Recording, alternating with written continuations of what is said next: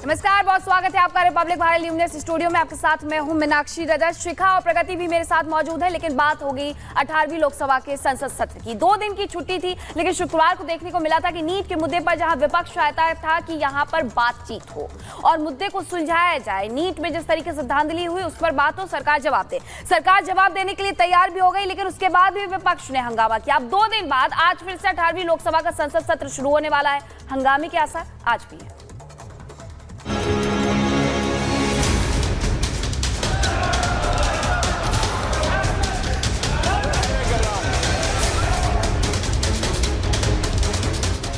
तीसरी बार मोदी सरकार बनने के बाद जिस तरह से संसद के सत्र का आगाज हुआ, वो हंगामा और विपक्षियों के सियासी शोर के तौर पर पहले हफ्ते में दिख गया।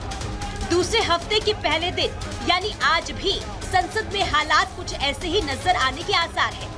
खासकर नीट पेपर लीक के मुद्दे पर चर्चा की मांग पर विपक्ष सियासी तेवर दिखा सकता है।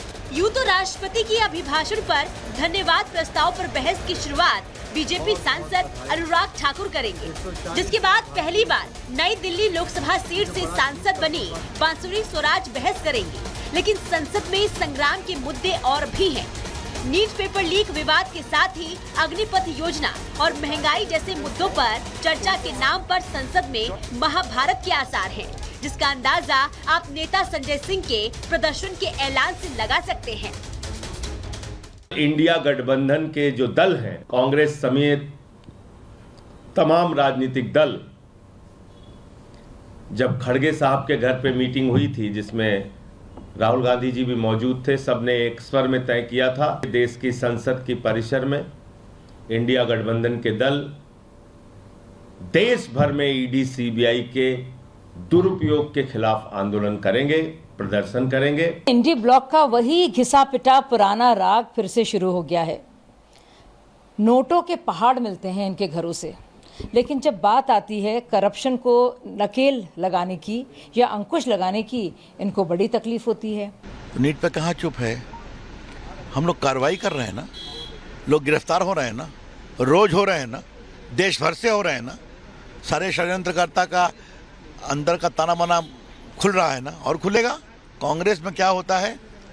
सिर्फ बोला जाता है, मोदी जी की सरकार में किया जाता है। और आज बंगाल में जिस तरह से बेटियों के साथ बदसलूकी हो रही है, बलात्कार किया जा रहा है, कार्रवाई नहीं होती है, पुलिस टीएमसी के एक प्रकार से असिस्टेंट ग्रुप में काम करती है, तो राहुल गांधी खामोश हैं। कौन कहता डरा रहे हैं?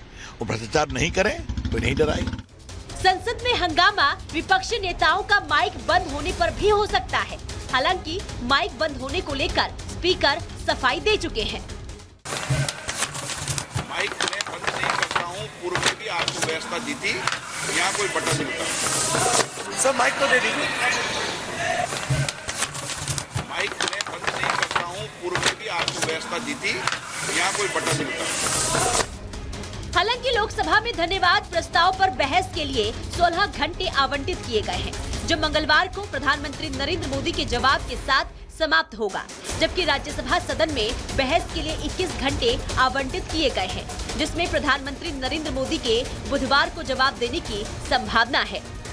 पहले प्रोटेम स्पीकर की नियुक्ति को लेकर हंगामा हुआ, फिर स्पीकर के चुनाव पर सरकार और विपक्ष आमने सामने आए और 4 दशकों में पहली बार चुनाव हुआ। स्पीकर के चुनाव का मुद्दा खत्म ही हुआ था कि आपातकाल पर स्पीकर की निंदा प्रस्ताव की वजह दूरियां और बढ़ी, जिसके बाद नीट पर चर्चा की मांग और शपथ के दौरान नारेबाजी से भी हंगामा बढ़ा। मोदी 3.0 का ये पहला सत्र है और गतिरोध की शुरुआत हो चुकी है। सरकार और विपक्षी सांसदों के बीच तनातनी बढ़ती दिख रही है।